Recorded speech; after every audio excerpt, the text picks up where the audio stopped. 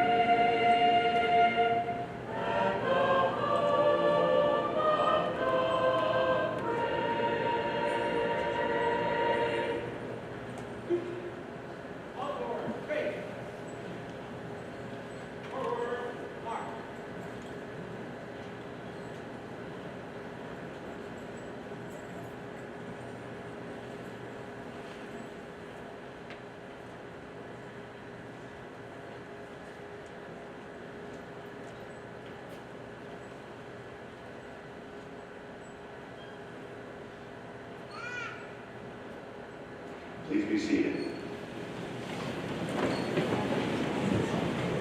When Francis Scott Key wrote the Star-Spangled Banner almost 200 years ago, he called America the land of the free and home of the brave. Those words are as true today as they were then. Throughout our nation's history, America's soldiers, sailors, airmen, Marines, and Coast Guardsmen have bravely answered the call to defend our freedom, to aid our family, our friends and allies, and to turn back aggressors. We can never fully repay our debt of gratitude to the more than 650,000 American service members who have died in battle, or the 1.4 million who were wounded. We can, however, recognize and thank the 25 million veterans still living among us today. The following words are inscribed on the Korean War Memorial in Washington, D.C. Our nation honors her sons and daughters who answered the call to defend a country they never knew and a people they never met. Those words apply equally to our World War I, World War II, Korean War, Vietnam War, and Gulf War veterans as well. They also resonate for active duty service members today who are helping to maintain peace throughout the world. Additionally, this phrase may one day pertain to some of you students who may feel called to enlist to serve our country. We We are proud today to honor all who have served and continue to serve our country. Next, I am honored and proud to introduce to you community members who will be singing and dancing today in honor of the United States veterans. Here to introduce them and educate us further are students from our Redmond High School Native American Student Association. Please welcome Dwayne Taylor and Kennedy Taylor, Western Boy.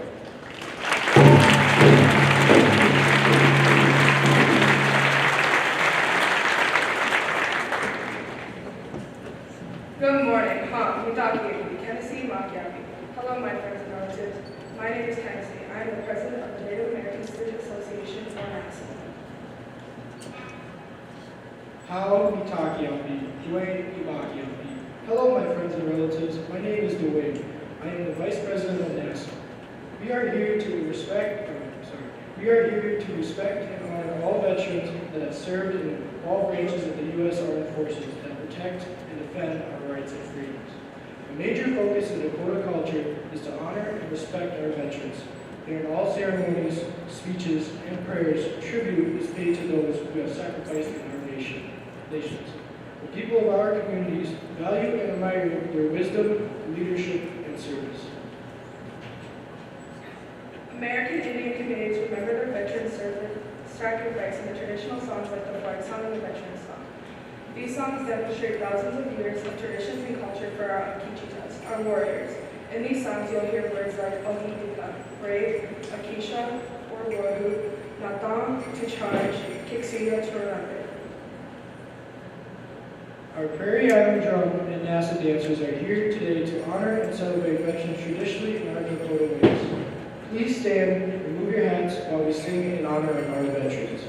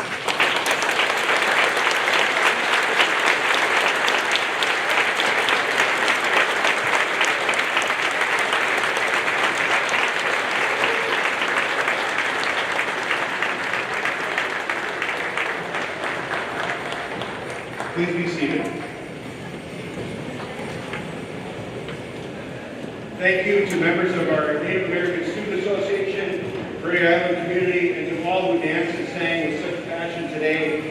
It has added an amazing element to today's commemoration in honor of our veterans. In front of me, you will notice a table. I'd now like to introduce Commander Greg Cady of the United States Navy, who will explain the significance of this table and the contents of its place setting. Thank you, Greg, for your service and for educating us today.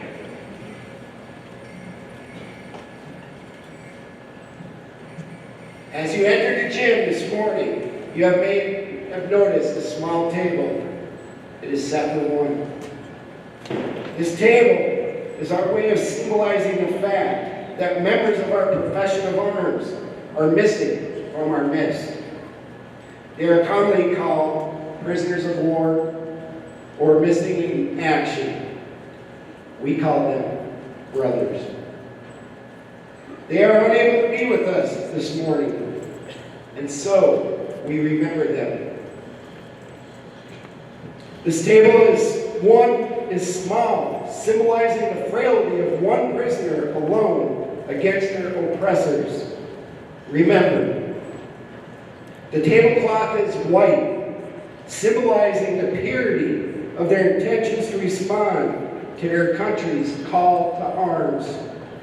Remember, the single rose displayed in the vase reminds us of families and loved ones of our comrades in arms who kept the faith awaiting their return. Remember, the yellow ribbon tied so prominently on the vase is reminiscent of the yellow ribbon worn upon the lapel and breast of thousands who bear witness to their unyielding determination to demand the proper accounting of our missing. Remember, the candle is lit, symbolizing the upward reach of their unconquerable spirit. Remember,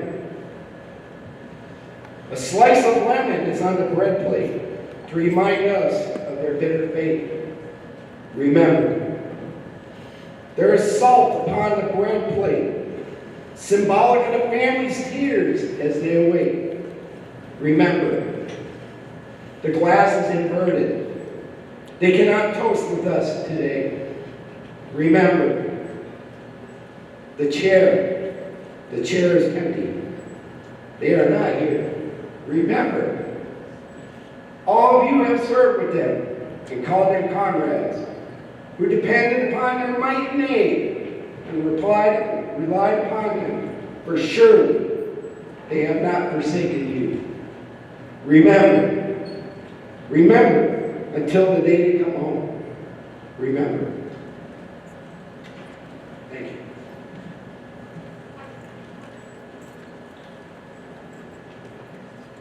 Thank you, Commander Cady. Today it is our privilege to say thank you to all of America's veterans, to let them know that we appreciate them for their service and honor them for their sacrifices. The price of freedom is high. We cannot afford to forget those willing to pay it, and of course, those who have paid the ultimate sacrifice as well. Today, as we honor the men and women of the armed forces, both past and present, I want you to take time to look around at these brave Americans in this gym and really think about what they've done for our country and for you. We'd like to take some time now and recognize those soldiers here today who have served in battle for our country. Please stand if you served in the global war on terrorism, including conflicts in Iraq and Afghanistan.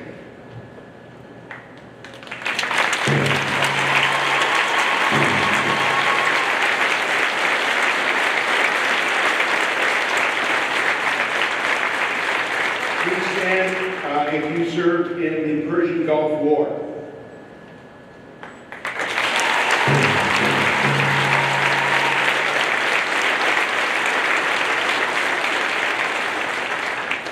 The Vietnam War.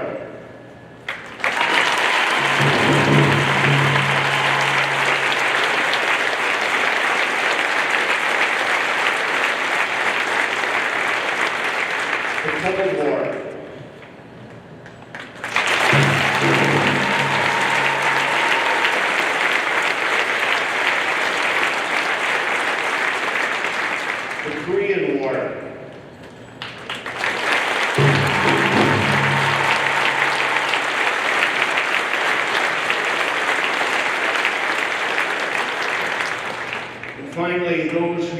that served during World War II.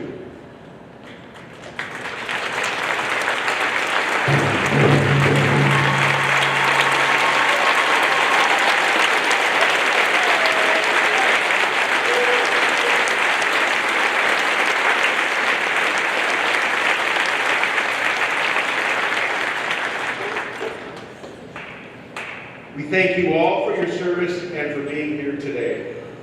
As a community, we also want to take time today to show support and thank our military families for their strength and sacrifices.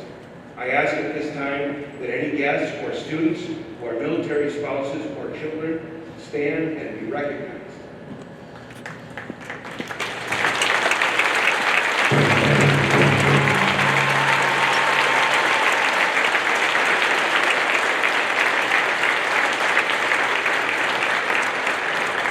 Thank you to you and your family for serving our country alongside your soldier. Next, we'd like to take a moment to thank staff members from Redwood High School and Minnesota State College Southeast that not only serve our school communities, but have also served our country as soldiers. Please stand to be recognized. From Redwood High School, Miss Dorita Bauer, Air Force.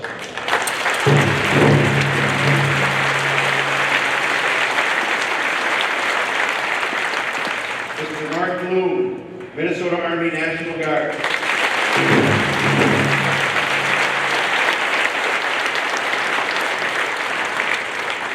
Mr. Tim Bowes, Navy.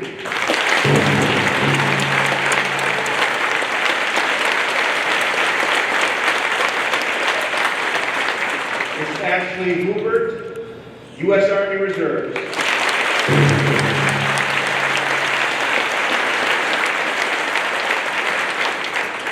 And this year we also welcome our new Twin Bluff Middle School principal, Mr. Patrick Bierman.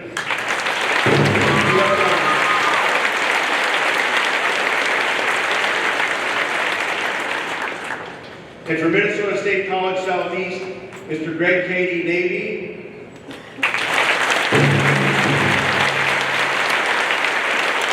And absent today, Mr. Greg Beckwith, Air Force.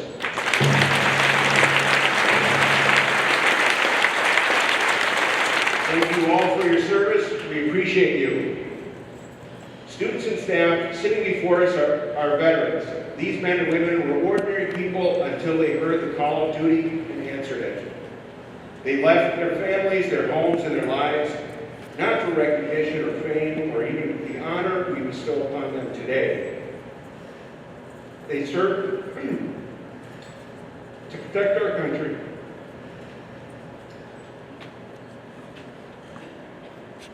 I'd now like to ask all veterans here today to stand as you are able and be recognized for your service to our country. Please stand.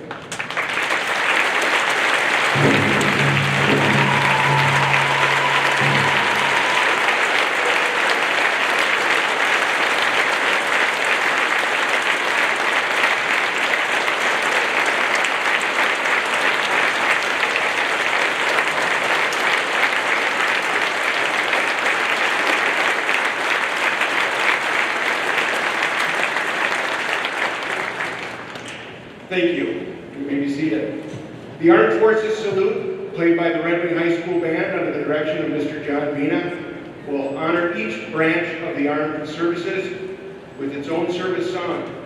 Veterans, please stand to be recognized while the service song from your respective branch is played and your flag is lowered.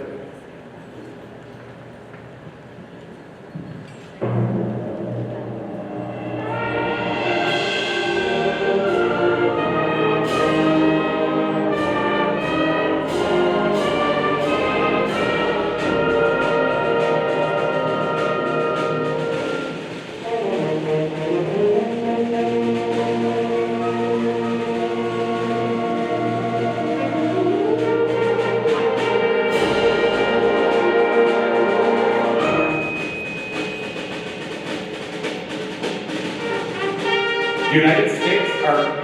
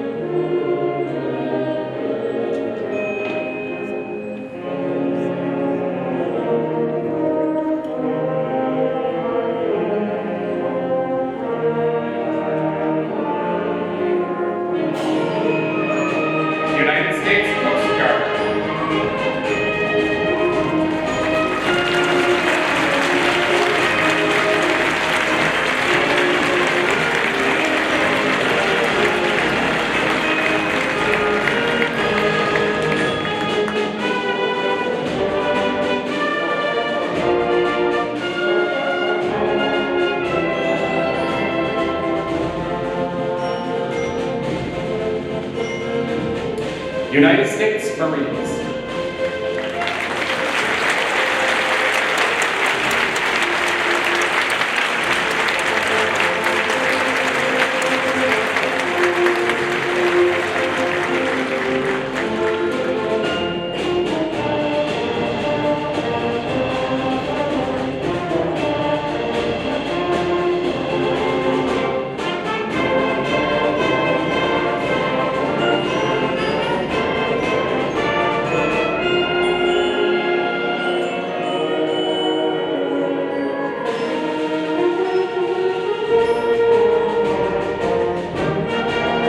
United States Air Force.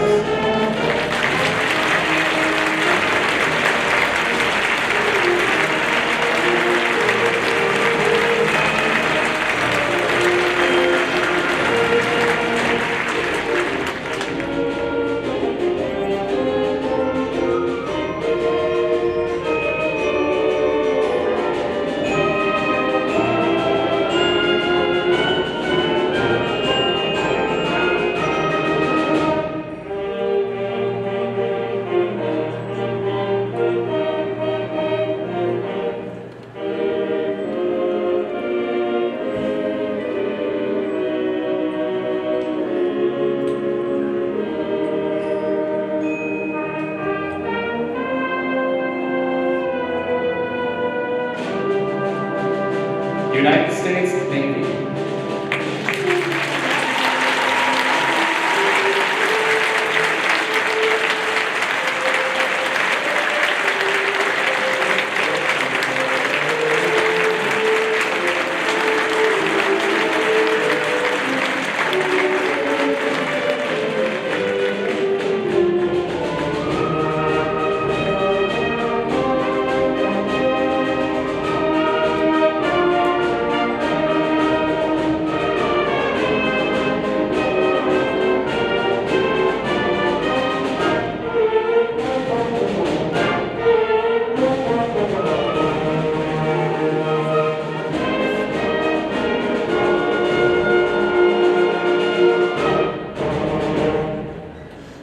And the newest branch of armed forces, United States Space Force.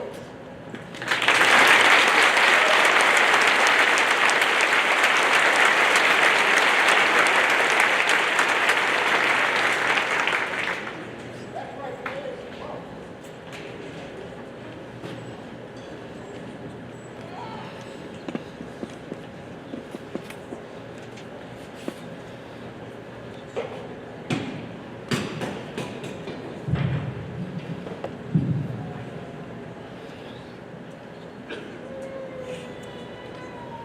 The armed crew, sorry. There we go.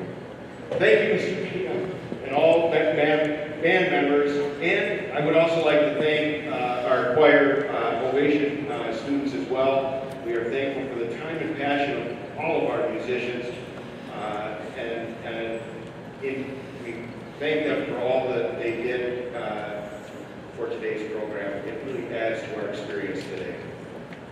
Now, ladies and gentlemen, it is my pleasure and privilege to introduce to you today's keynote speaker, Captain John Clehall, U.S. Navy retired.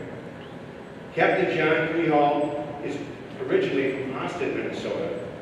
He graduated from the University of Utah and received his commission in the Navy through the ROTC program. He served 28 years on active duty at home and abroad in various operational and staff positions, including command of an aviation squadron and on the staffs of the Secretary of the Navy, the Chief of Naval Operations, and the Chief of Naval Personnel. Captain Clehall earned a master's degree in National Resource Strategy at the National Defense University and was on the faculty of the Industrial College of the Armed Forces in Washington, D.C. He has logged more than 4,000 hours in naval aircraft and has subspecialties in financial management and personnel management. Captain Clehall has been awarded the Defense Meritorious Service Medal, the Legion of Merit, the Meritorious Service Medal, the Navy Commendation Medal, and numerous campaign and unit ribbons. Following retirement from the Navy, Captain Clehall spent 10 years in marketing and membership development at the Military Officers Association of America, based in Alexandria, Virginia. He moved to Red Wing in 2016 and remains active in a variety of volunteer roles. He has 3 adult children, 1 grandson, and a dog. Welcome, Captain Fleethall.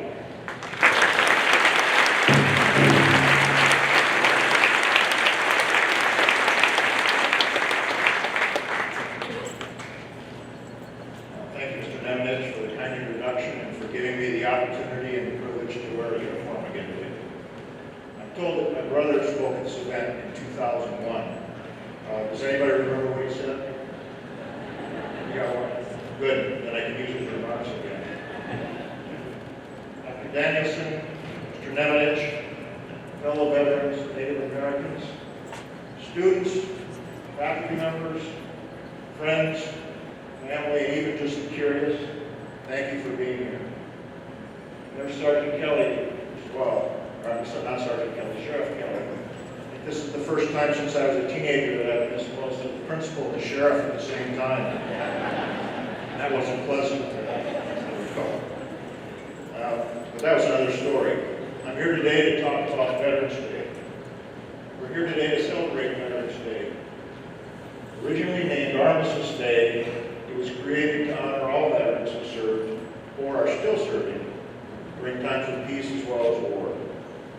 According to the Veterans Administration, it is a celebration to honor American veterans for their patriotism, love of country, and willingness to serve and sacrifice for the common good.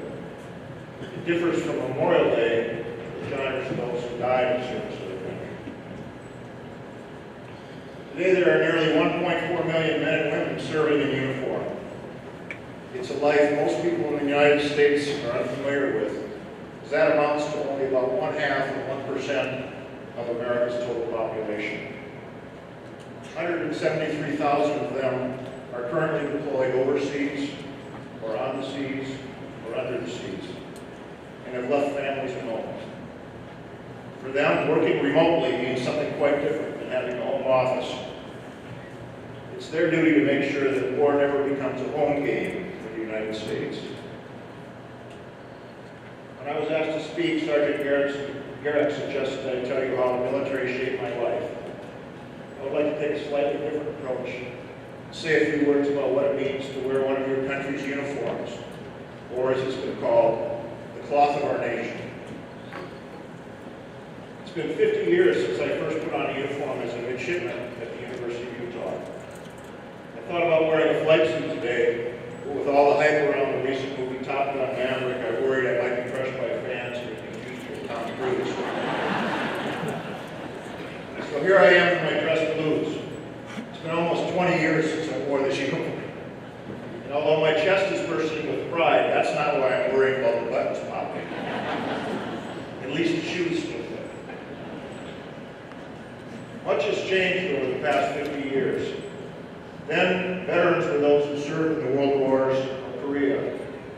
Now there are many here from the Vietnam conflict, the Cold War, the war in Southwest Asia, and the war on terror. Even though wars are different now, Ukraine has shown us that they are no less devastating. In the 70s, military service was almost exclusively for men. Now women serve in all fields and fill many leadership positions. In those days, it wasn't always popular to wear this uniform in public. For their own safety, some ROTC students were discouraged by their universities from wearing a uniform on campus.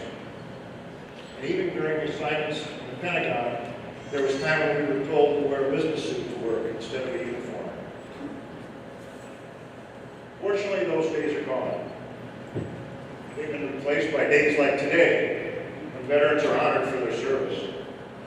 Honor flights bring veterans to Washington, D.C. to visit memorials of past wars and fallen comrades. Organizations like Hiawatha Valley Family Beyond the Yellow Ribbon are common. Although not everything has changed, I chuckle to think what a drill sergeant might do if he discovered a recruit who was a quiet quitter. But other demographics speak of a different change. When I began my career 73% of the members of the U.S. Congress had some form of military experience. Today, that number is barely 14%. While not a political commentary, it does mean that constant education is needed.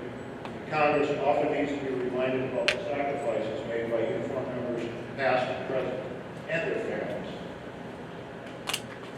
I used to get annoyed when I read a newspaper headline that said something like, ex-Marine arrested for robbery, or sailor involved in drug activity. Why should military service be highlighted when it's just another job? Would the same headlines be written for a salesman or an engineer? I'm sure those of you who wear a uniform to work as a sheriff or a nurse or a band member can relate to that. At some point I realized that wearing a military uniform means being held to the highest standard. Taxpayers expect integrity and honesty as well as warfighting skills. Wearing a uniform means being scrutinized, but also being honored and respected. That's why we polish our shoes, shine our brass, and render a salute.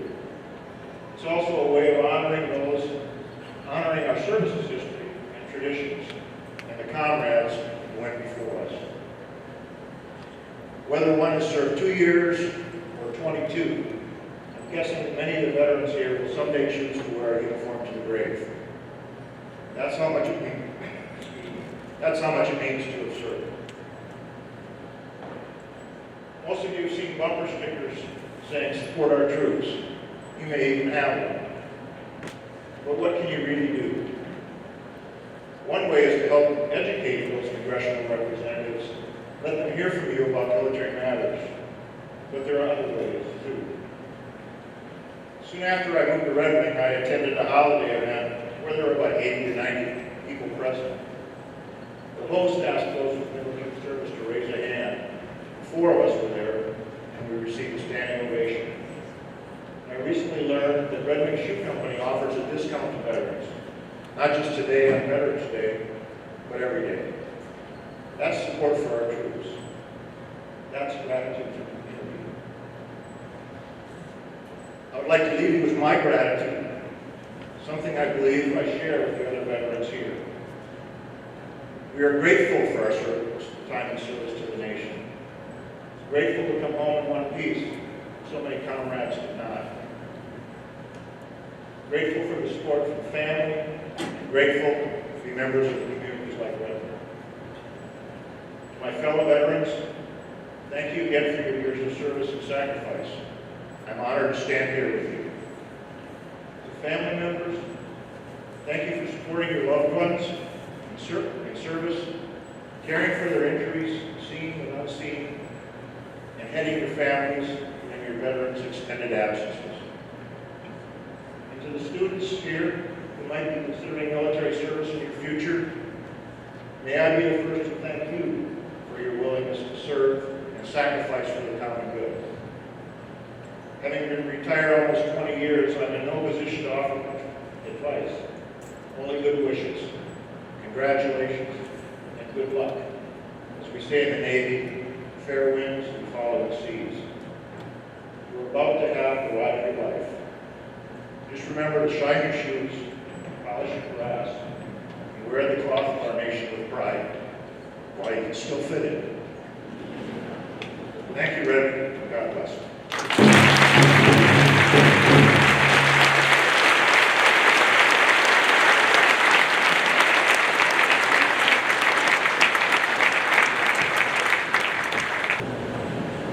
Hello, I'm Mary Turner from the Evening Star Quilting Guild, and it is my privilege and honor to give this quilt of valor to our speaker today.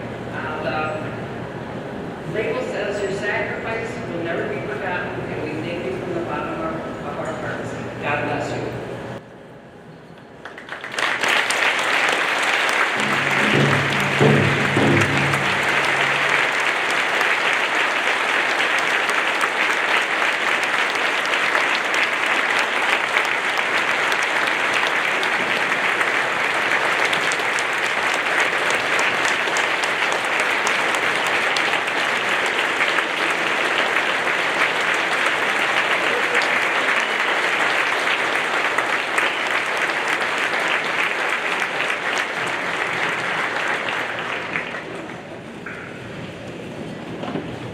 Thank you, Captain Hall. It is an honor to have you join us today, and we thank you for your service and dedication to our country. Now, at this time, we'll take a moment of silence for the remembrance of our veterans who are not here to be honored on this Veterans Day.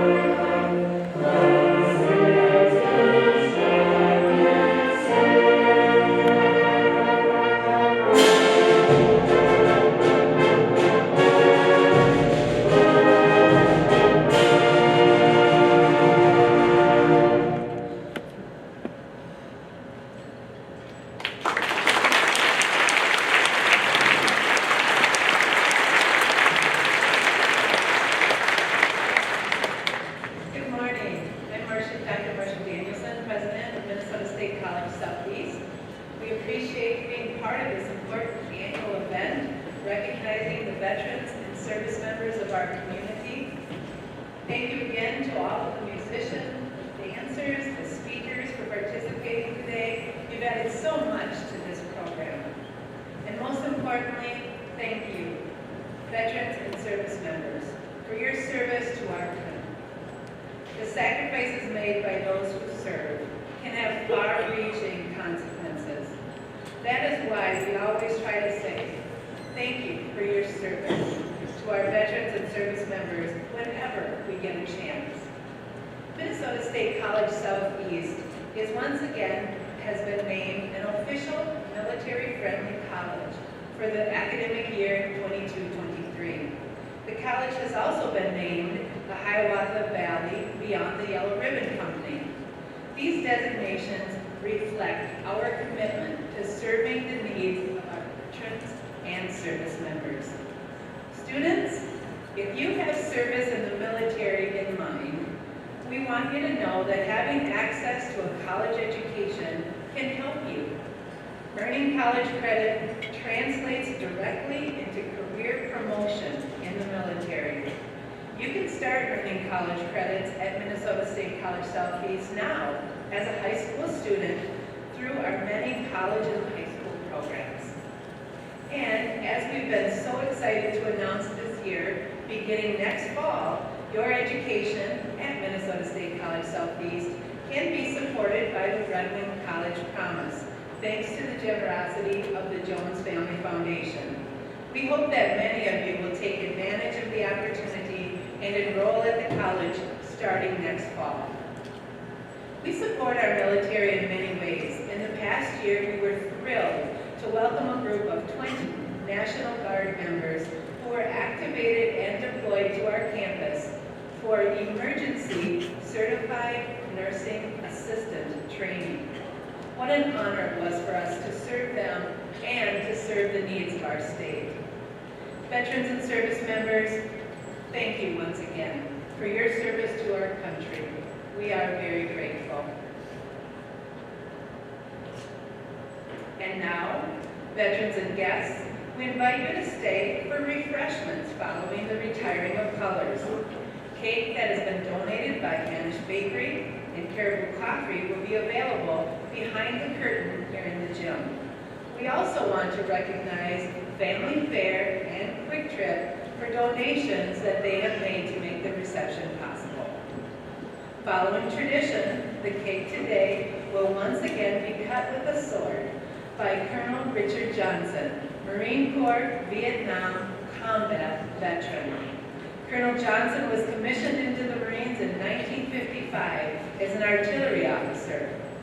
He served in Vietnam for 2 years and has 7 personal combat decorations, including the Legion of Merit Bronze Star, a Purple Heart, and 5 campaign medals. The Marines allowed him to serve many assignments and travel many places around the world. He retired in 1980 with 26 years of service and is now an active member of the Veterans of Foreign Wars, the American Legion, and Disabled American Veterans. We welcome Colonel Johnson, and we're honored to have you here with us today. Colonel Johnson, please stand to be recognized.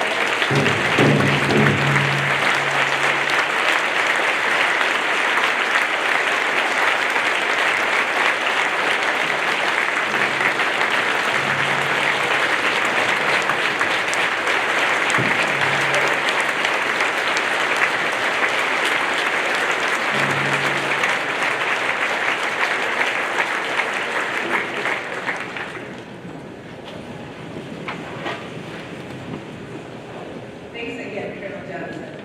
Before we retire the colors, I'd just like to remind you that protocol is that we remain standing silently at our seats until the color guard has completed the retirement of colors.